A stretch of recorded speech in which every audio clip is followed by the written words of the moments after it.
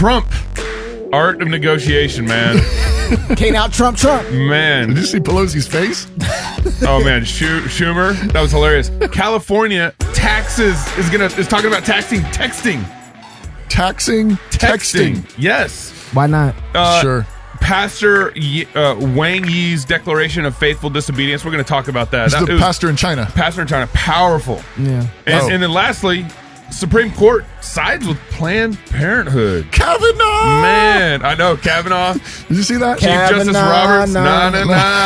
Nah. Hey, you guys, thank you for sharing the show. Thank you for joining us. If you guys want to email us, contact us at, actually right now it's crosspolitic@gmail.com right now because we're crosspolitic@gmail.com. See what we're doing? We're just pouring water on this altar. We just keep pouring water on the altar. The website's getting all fixed up. You have to find it on eBay. I love that. Pouring water on the altar. Guys going to do some amazing. And I just want our club members to know, of course, we thank you guys. Anybody who's thinking about being a club member, the power of $10 a month is huge. We've gotten, we're close to making some moves that we've been wanting to make for a long time because of our club members. Yeah, seriously. And so the power of $10 a month is so big for us. And also, I got to make sure you guys, for Christmas, you guys got to work on getting your husbands concealed carry from Tenacor. Tenacor.com. For their Glock. Yep, for their Glock. Okay.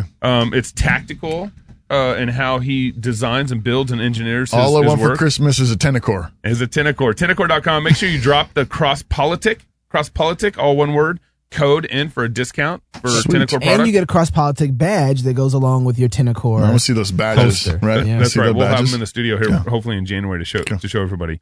So, the Supreme Court sides with Planned Parenthood. We have a new St. Andrews alum and lawyer Jess Monette on the phone. This is kind of was an interesting. It kind of threw me off a little bit. Okay. Kavanaugh and Chief Justice Roberts basically deciding with the liberals, sided with the liberals and decided not to hear this Supreme Court case. Does that smell good for you? Is that what I love? So Jess, why don't you give us kind of a 3-minute summary on what this case is all about and what happened? Sure thing, Gabe. Well, thanks for having me. Yeah. So this is the case. The title of the case is Rebecca G., who's the Secretary of the Louisiana Department of Health and Hospitals versus Planned Parenthood of the Gulf Coast. And this was a dissent on a petition for writ of certiorari to the Supreme Court that Justice Thomas issued on Monday. And Justice Thomas was joined by Justices Gorsuch and Alito. So the three of them filed this dissent. And so, again, what this is this was the state of Louisiana made basically they denied eligibility for Medicaid funds to Planned Parenthood of the Gulf Coast.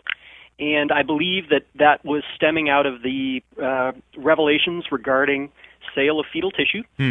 That happened. They made a law saying you are not eligible for Medicaid funds. Because you aren't healthcare. You aren't practicing healthcare. Well, yeah, for whatever reason. A Medicaid recipient filed lawsuit, and I think there was a preliminary injunction entered, and it basically wound its way up through the courts. Okay.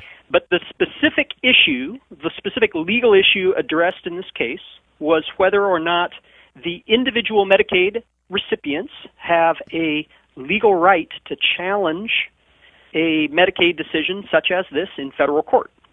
And in federal law, there's a circuit split on this issue. So one circuit goes one way, other circuits go another way, and say that they do have that right or they don't have that right. And then there's also significant implications for states' rights and federalism, and whether or not a state gets to decide who they funnel money to and who is eligible as a medical provider in their state. And there's a number of other things, and these are all things that Justice Thomas pointed out, and he said, basically in a scathing, so-called scathing dissent, he came out and said, we have one job to do, and that job is to do things such as resolving circuit splits, giving guidance to the states so that they understand what the rules of the road are, and we have neglected to do that in this case. We should take up this decision, and we should issue a decision. We should rule on it so that states and everybody knows the rules of the road, and we have refused to do that. And then he ended his decision with pointing out, I believe, so this is Thomas speaking, I believe that the reason we have refused to do that is because Planned Parenthood is a named litigant, and people are basically, the court is afraid to address something that's ancillarily related to abortion. Wow. Yeah, so that's where it comes down. And Justice Kavanaugh and Justice Roberts, as you guys pointed out, I think in the intro, they voted not to take this up, and so they sided with the so-called liberal justices because they needed to get to 4, and they only got to 3. Yeah, so I read Justice Thomas's scathing dissent, and all my natural sympathies are with him, and I immediately was thinking, oh yeah, and I think a lot of us think, thanks very much, Kavanaugh. Yeah. You coward. We fought for you. But help me fill this out a little bit. I guess part of me is wondering, is there any other play, or is there any other angle on this that a so-called conservative like Kavanaugh, maybe Roberts, they're thinking in the back of their minds, this is not worth it, or this is there's another play maybe being made regarding states' rights, or is it really pretty black and white and clear, as clear as Thomas said it was? Yeah, I think reading the tea leaves here, you can never guess at what was said and wasn't said in conference between the justices, right. And it would be, you just can't speculate on because each of the different justices makes their vote based on whatever they're thinking. So at this point, it's hard to say, that it would be. I think it'd be unfair to say that Kavanaugh, buckled, or Roberts buckled, or whatever on the abortion issue. However, the outlook is not good in the sense that they had one teed up on, in my view, a directly related, but a directly related issue where they could get to Medicaid funding and they could answer a lot of these questions, and they just chose to not address it. Does this leave any room for states to continue to regulate how Medicaid funding is used? I mean, if another state does this, does it leave room for Idaho, for example, to decide not to allow Medicaid funds to fund Planned Parenthood? Yes. So what this case did not do was settle anything. Right. There's still, it's still basically a circuit split, and so each different state, whatever the circuit they might be in, Idaho being Ninth Circuit, is going to be dealing with whatever the specific precedent of that state is. What the Supreme Court didn't do is they didn't resolve all these questions. They just left them open. Right. And so yes, these questions are going to keep coming back, and they acknowledged, yeah, there's a problem, and yeah, we're not going to fix it. Okay, just so from your point of view, do you think this is something the Supreme Court should have taken under its wing, or is it better that the states themselves are having to work this situation out? I believe that for the reasons Thomas stated in his dissent, this is absolutely something that the court should have taken up. I don't think if they had, I don't think it would have been I don't think it would have concluded any of the big questions that those on the pro-life side want addressed. I think it would have been a small, step in the right direction. However, I think Justice Thomas's rationale is irrefutable, and I think that each of the Supreme Court justices, would have had to look at this, and I don't know how they could have voted that way. Granted, I'm not a Supreme Court justice, so yeah. So here's the only angle I could think of in all this, where since this was kind of like a funding argument or a funding fight, basically, and the justices are like, hey, we know that Planned Parenthood, if we take up any case with Planned Parenthood, it's going to be a big deal. So why not make it the biggest deal and make it the biggest issue instead of just creating all this media storm and blitz and everything over funding? Why not take up, does the baby have human rights kind of Supreme Court case? So that's the only angle I could think of where Justice Kavanaugh and Roberts were basically saying, hey, we're not going to pick this up because we actually want to have a bigger fight over the bigger issues.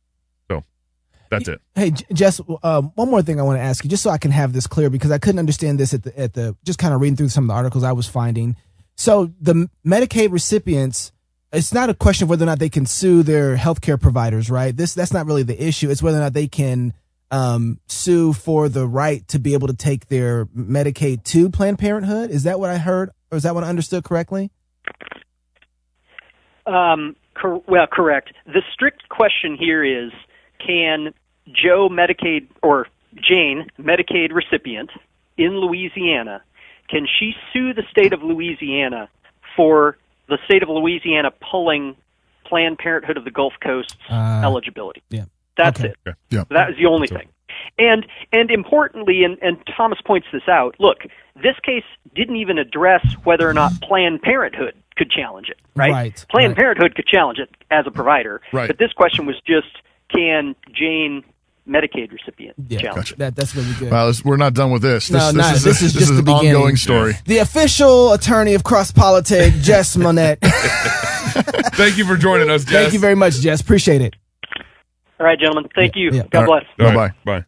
Did That you? was helpful. Bye. That was really good. Did you guys hear this last week? Trump and Nancy Pelosi and Shoemaker all got in the same I room. didn't, but I have a feeling I'm about to. There's a joke in here somewhere, but they all get in the same room, and of course they're fighting over building a wall and shutting down the government and all this stuff. You got to listen to this. This is hilarious. Chuck, you shut it down. No. And then you opened 20 it up very times. quickly. And 20 I don't times. want to do what you did. 20 But, times Chuck, you have called for, I will shut down the government if I don't get my wool. None of us have said. You want to know something? You've said okay, it. you want to put that on You've my... said it. I'll take it. Put that on Okay, my- good. You know what I'll say? Yes. If we don't get what we want, one way or the other, whether it's through you, through a military, through anything you want to call, I will shut down the government. Okay, absolutely. fair enough. And We I am disagree. proud, and I'll We tell you disagree. what, I am proud to shut down the government for border security, Chuck, because the people of this country don't want criminals and people that have lots of problems and drugs pouring into our country. So I will take the mantle. I will be the one to shut it down. I'm not going to blame you for it. The last time you shut it down, it didn't work. I will take the mantle of shutting down. And I'm going to shut it down for border But we security. believe you shouldn't shut it down. Thank you very much, everybody. Is there any question about who's in charge there? Yeah, right. Oh, Is there man. any question No. about... Nancy couldn't even speak. He's like, no. Thank you very much. Is that the art of the deal right there? I don't know what that was. We're Is that the art of the done. deal? That's a boss move is what I call think that. it was Vox or Slate or one of these people. They had a headline I saw on Twitter yesterday that said, we're not experts at reading body language, but, Mike Pence is sitting in the background on a chair. And the headline says, we're not experts at reading body language, but we're pretty sure this means he wants to disappear into the chair. He's just like sitting there. He was like, I don't even know why I came. Like, Trump got this. But here's one thing I noticed about that is that you're not going to out Trump. Yeah. Like, forget about it. You're not going to beat him like that. Trying to have that kind of fight with him is stupid. No, Yeah. you have to go WWF. Yeah. I mean, like, You that's really do. that's Yeah, the yeah. only way. And they're not willing to do No, that. no. He's decided already. Oh, I'm willing to go. Right. Yeah. But he's already set that out for himself. If you come at me, expect the full wrath. Right. And I'll take this tie off if I have to. When's the last time we've seen a president fight like that in public with the opposite party and all that stuff?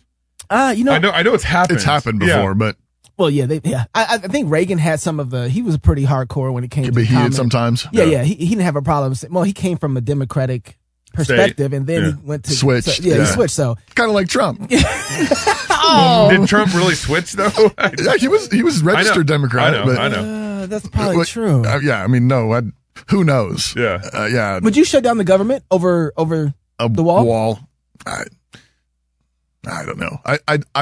The way he talks makes me nervous. Actually, Yeah. I mean, I love seeing him manhandle Shoemaker. Yeah. our common enemies. Schumer. Excuse me. I'm cheering on, sort of, but still, some of the way he talks makes me nervous. Sure. There's national security issues that have to be dealt with, and that is the rightful job of the executive, president. of the president. Commander in chief. Yeah. So there's something there that he has a legitimate point on. At the same time, Yeah, I mean, I see the people that cringe and the people that are worried about, what might Trump do. Yeah, I mean, there's a game being played here where you're playing chicken with the Congress, and the Congress isn't giving you what you think you need. At some point, does it justify that? Probably so. Yeah. But I'm still nervous. I'm grateful that he's got the people around him that are around him that I think are probably shaving off the roughest edges. It's questionable at the same time, because when they were going through the budget deal, he didn't. He didn't shut it down. He didn't shut it down. No, he signed. And so I kind of feel like. Well, that's actually what I was saying about the art of the deal. Right. So my understanding, I've not read the book, but my understanding is, of course, you threaten and you bring way more than you want. Yeah. And out of fear and trepidation, whatever, you settle for something, which is actually what his goal was all along. I have to get that on Audible now. So I don't know. I don't know, but so I'm wondering if that's what's the play here is, can you believe he said that, and people getting scared, and then maybe we figure out something with Trump. Trump policy and Trump don't match up. No, yeah, it's those two are, Yeah, he talks trash, and Right. that's part of the art. That's part of the game. Right. But part of the scary thing, of course, is then you don't actually exactly know What is he gonna do? what are you actually playing. Yeah. Right. And so, and what's actually most important to him. Yeah, we don't know how important the wall really is I to mean, him. He could be dangling it out there to do something else. And I would love it if he would play this game with Pelosi and Schumer on Planned Parenthood and abortion. Right. Yeah, right. that would be great. Where bring them into your office and trash talk them over unborn children. Yep. Like you did with Hillary. Yep. Like you did with Hillary in one of those debates where he said this is a child, it's a murder of an unborn child.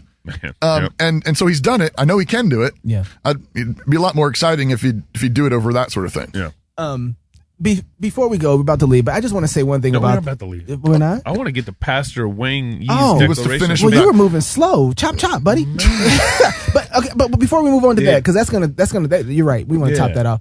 Just the whole thing with Kavanaugh, the whole fallout with Kavanaugh. I said this a long time ago when we were talking about when he was getting hit from the left. Yep. They're making me have to go for a guy that I'm not necessarily Excited about and for. And and it's easy to get wrapped up in a battle and a fight, and at the same time get distracted by he's not really necessarily our guy. Right. So I think for the thinking Christian, the Kavanaugh hearing circus. yeah. The thinking Christian, the thing about it was what we were fighting for was due process. That's right. Let's And not get confused about that. It's important for Christians to understand right. that we were not necessarily saying that Kavanaugh was the best candidate, that he was, fully pro-life or whatever. We don't really know, and some of his statements are actually concerning the other way. That's right. But the thing that I think was worth it for Christians to get behind him in a sense was in terms of due process. Due process. You don't just bring random accusations and get mobs to get somebody drug out. Well, and Because then they'll do it to you. why is it you don't want him again? This is the end of. I mean, that was interesting too. Right. But I just didn't believe from all the things that he. They're screaming, "This is the end of abortion." and all But this. it's not over. It's not. Let's wait. Let's see, and let's watch what happens. Well, and this is exactly what's going on in China right now. There's no due process going on. So Pastor Wang Yi of Early Rain Covenant Church, we got some friends involved in this. Some of you remember work. a letter that I read a number of months ago from a fifth grader, fifth grade girl Yeah. in a classical Christian school that's in the orbit of Early Rain Covenant Church. So it's same folks, same church. So this last week, over 100 members of Early Lane have been arrested. All the leadership has been arrested. Some of them have been kind of I don't know, they've been hurt during their they do like very physical interrogations exactly. with minor what do you call it, pain. what's the word? It's too early in the morning. I know. Not for smoking. I know what you're saying. Not for smoking. And so anyways, he back in September, because the persecution of his church was kind of heating up, back in September he wrote a letter called his declaration of faithful disobedience. So this is back in September. It was secret. It's private. And he said, release this letter if I've been arrested for more than 48 hours. And so that he's assuming after 48 hours, this is a trip. It's a bigger deal. Yeah. This is not just a brief detention with a brief questioning, but he's been detained now for 48 hours. Just got real. Yeah, it got real. So he's been detained for more than 48 hours this last week, and now they released this letter. I'm not going to read the whole thing. We'll link to it in our email and everything, but I'm going to read just a chunk of it, and it's powerful.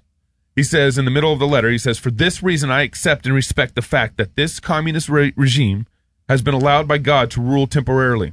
As the Lord's servant, John Calvin said, wicked rulers are the judgment of God on wicked people. The goal being to urge God's people to repent and turn again towards him. For this reason, I'm joyfully willing to submit myself to their enforcement of the law as though submitting to the discipline and training of the Lord." And then he goes on to say, "But this does not mean that my personal disobedience and the disobedience of the church is in any sense fighting for rights or political activism in the form of civil disobedience. Because I do not have the intention of changing any institutions or laws of China. As a pastor, the only thing I care about is the disruption of man's sinful nature, about this faithful disobedience and the testimony it bears for the cross of Christ. As a pastor, my disobedience is one part of the gospel commission.